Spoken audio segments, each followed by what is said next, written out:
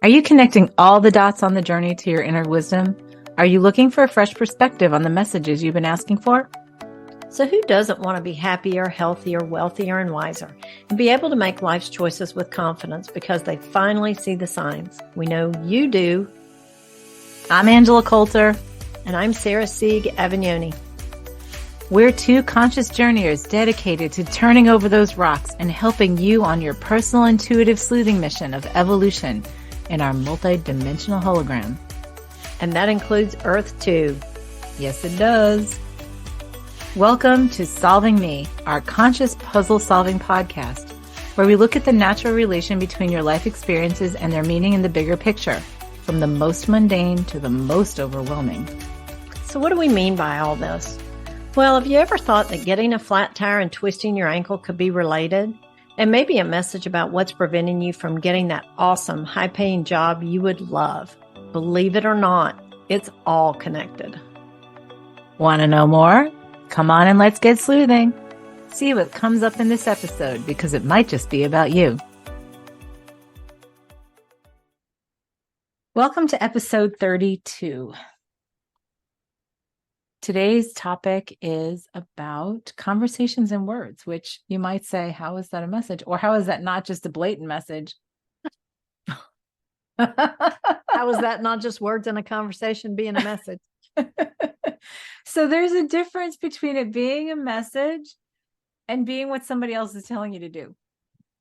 Oh, right. That's a great distinction. Yeah. Mm-hmm. Or maybe them telling you what to do is actually the message to stand up for yourself or not just do things blindly. Well, and I've because you're told to. Yes. And I've had many situations with clients that I've worked with that have had that happen, where I'm like, well, that feels like to me, it was a message to you of, do you truly listen to your own guidance, or are you letting other people override it? So there's a line about that, but that's a conversation for a different day. And this is more like, to me, when we talk about these conversations, it's like, well, when I was pondering something and I went to the store, I got into a conversation with a cashier who said this that sort of felt like it was a little out of the ordinary, but I just sort of put it on the shelf, or, blew it off. And then later on that day or the next day, I was talking to somebody else, maybe a friend of mine, and they said the exact same thing out of context of the other person. Usually when it happens twice, I'm like, oh, something's like, I'm getting a little flag to pay attention. Yep. And then if it comes up a third time, then that's usually because I'm really not paying attention to that message. And boy, I have to send that, my big me, expanded me, has to send it down to the me here in 500 different ways. It's like, are you listening yet? Literal words. Have you gotten the message? Well, and I find that, oddly enough, social media can be a great place to come up with conversations that seem to be repetitive, whether it's, advertisement, which obviously is tailored to your scrolling and clicking and behavior. And since all of our devices listen to us, it's also tuned into conversations, but it's a way to see how things are coming through in a different way than what you're consciously thinking about. Right. It connects dots that you may not even be aware of, and can be a message to look maybe at things differently, or you need to pay attention to this because it's in your purview, whether you realize it or not. And we have so many, when you're saying that, what I start seeing can be overwhelming to many, which is all of these layers, dimensional layers. There's so much in words and chatter, so to speak. But we have so much energy behind creating words, because that's the way we've chosen to communicate here. When we put it through into a message, It's something like, and we miss all of the chatter because we've created now all this chatter. It's got to come through to us in multiple ways sometimes Right. to get through. And sometimes that's the only way we'll hear it, because sometimes we have the chatter going on in our head and all these other dimensional like layers of things that are going on around us that are all messages back to ourselves, but it's what do we weed through to see what's important to us. So it's sort of like our etheric self is saying, okay, so you get 10,000 impressions a day of Mhm. different things. It's probably more than that now. I don't even know what the number is. Probably. So you get 10,000 impressions of things a day. And what is it going to take? How many times is it going to take for you to get this message, and how many ways before you get it in your physical body there in the in the 3D realm, 3 and 4D realm? And words are what we have developed to be one of the most powerful methods of communication. Right. And it's, I mean, if you ever question whether a word has one meaning, one of the things that I've found really powerful is when you go to like one of the AI applications and you try to create a visual from just words, you'll find out how exponentially you define things that AI doesn't have the same definitions of. Because you'll go, oh, well, that's not really what I had in mind. Because speckled can look like this, but to put to something that doesn't have that same background as you, speckled looks completely different, or beautiful or old, or there's just so many variations. And that's another reason why, as we say every time, it's very personal. Mm-hmm. Absolutely. And so it's paying attention to the word. And typically I have found if it comes through in words, it's very specific, right? Because it's how I will perceive the words. And when it comes, and sometimes it'll come from somebody when it's unexpected from somebody, like you're saying, like at a cashier or in a store, or some random person starts talking to you, and then this drops this interesting little tidbit, right? And then you have a conversation with somebody else and it's out of context with something else you were talking about. It's almost like you have to turn the channel on yourself and be like, oh wait, let me tune that in a little better, because I'm missing something. I'm missing this.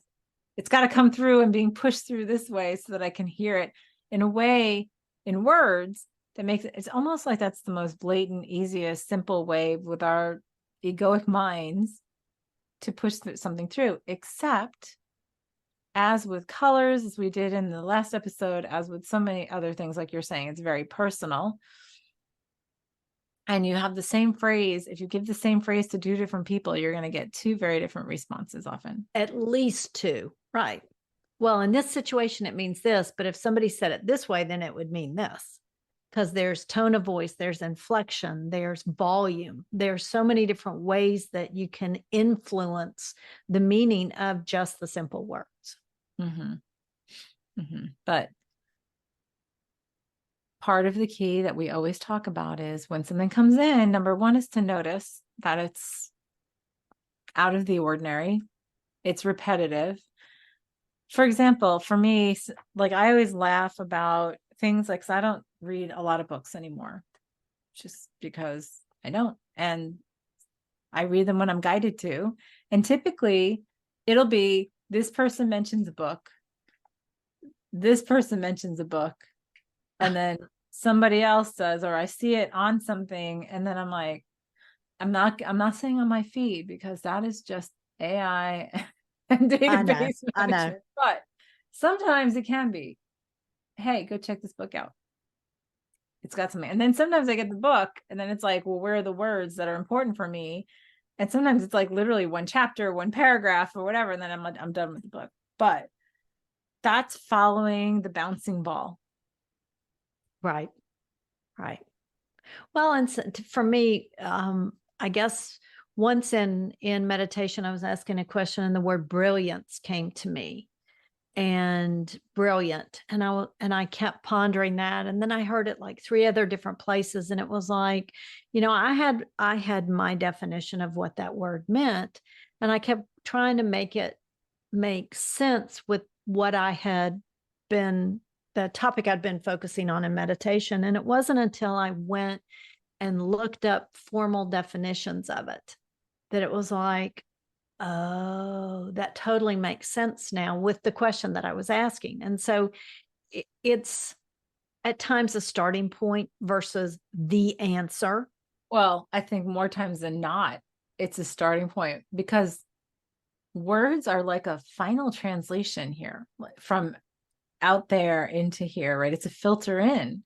And somebody who has command of more words will say things more ways than somebody who doesn't have the same command. Again, going back to translation, I think I talked about that in our color episode, but it's a matter of listening to the words. I will say that I have gotten in meditation, visioning, whatever you want to call it, sometimes just flat out words. Like I'll literally see the words in my head. That is to me some of the worst, most frustrating messages to get, because then I'm like, well, what does that mean? What does that mean? Especially if I have no context for it. And I'll say, all right. And okay, I'll write that down. But it does, I find sometimes it's limiting, because I'm like, well, I don't feel behind it. I just sort of see it like a flat word on a page or something. Right. But then because I always have a question behind that. But that's the whole thing. Sometimes, like we were talking about in the beginning, it's, well, somebody might tell you to do something, and then part of the message is to not listen to what they're saying. Right. Sometimes there's a word like, wow, remember there was several years back, I kept on seeing the word Odessa. Remember how Odessa come up? Right. Yes. And I was like, I don't know that word. What is that word about? Until I finally started researching it, which if you look in the very mystical sense, is very fascinating stuff, but I still have yet to get full clarity on. I have a lot of clarity on it, but not full clarity on what it was about. But I would get it, I research it, then I put it on the shelf, and then 6 months later, everywhere I would start seeing it. And I'm like, well, what is it? Like one day I was literally watching the end of a movie, and the word Odessa like popped out at me through the credits, and I was like, oh. So sometimes that happens. And I find it's more fascinating when it's a word like that, where I'm like, what? And it could be so many different things. Could be geographical. It could be a code name. It could be historic. I mean, there's just so much. And I've had that multiple times. So typically when the word comes to me and I have no context for it, it will motivate me to do some research on the word. Right. And then I allow myself to be guided to the area, or feel into what feels like the relation is. Right. Well, and I think that that was probably the same with brilliance and brilliant for me. And we've done another episode with signs.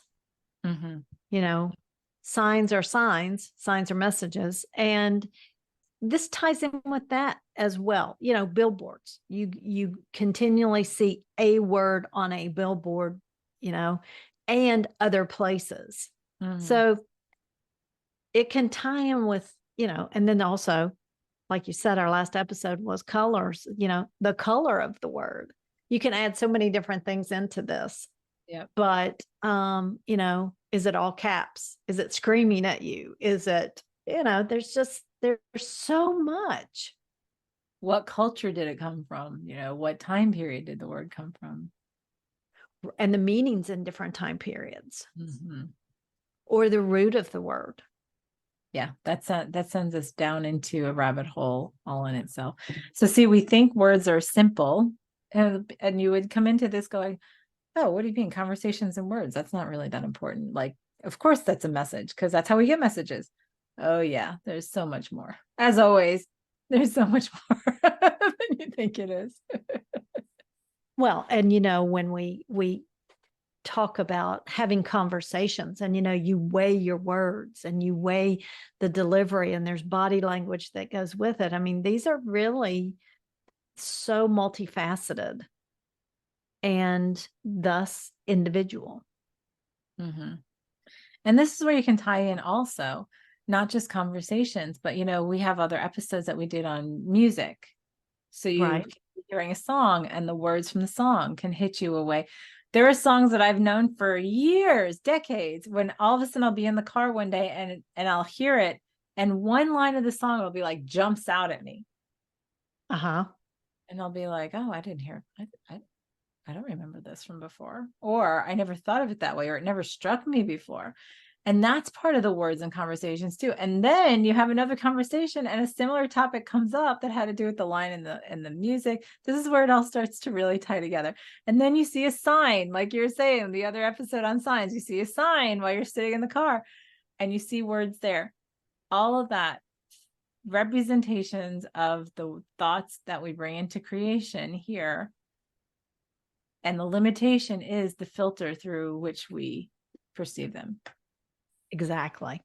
I mean, it's never quite as simple as just a word. And I've had people say to me, I just want my message in a flashing neon sign. And I go, well, but are you going to understand it? Because you might overlook it. Yeah. Yeah. Or you might misinterpret it too. I mean, how many times I know, and I mean, it's funny, I've seen it depicted in movies and shows and stuff and books where you get a message comes through, right? And our mind filters it into the language that we know or translates it into the language that we know. And then without inflection or whatever, we translate it in the way that we want to take it. And there's so many things underneath of how we take things a certain way because of our biases. Yes. And then we misinterpret that whole thing, set of words altogether. So that's the challenge. Like the words and conversations might seem simple, but the key is to get to the energy and emotion behind them. So it's simply the message of what is it for me to look at behind these words, behind this conversation. Yeah. My favorite of that is my husband travels a lot, and I find that sometimes the text messages, oh yeah, just don't get it, because it's boiled down to just the words.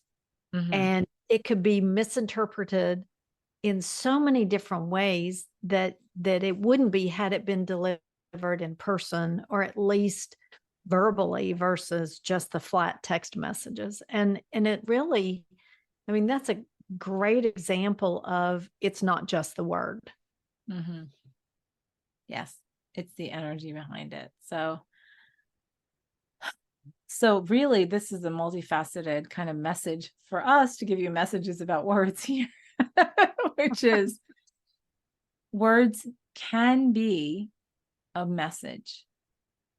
They are much clearer if they're combined in emotion, feeling, other kinds of messages to make a more holistic, holographic picture. Yes. So keep that in mind when you're looking at everything, and know that the words can simply be a starting point. Exactly. Yep. A beginning. Mm-hmm. So share with us in your words what's going on. We would love to hear if you had some kind of one time when you had a message that you completely misunderstood because of the words that were used, or something along those lines. I think some of those are the funniest, because sometimes they're like, I'll hit my head and be like, how did I miss that? How did I exactly this right? So, I'd love to hear those. Yeah. So share with us and like and share. Thanks for joining us.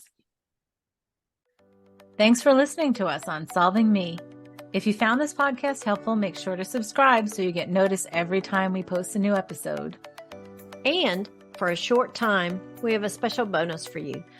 Go to solvingme.net to download your free ebook, which outlines the next level of conscious solutions for your inner investigation.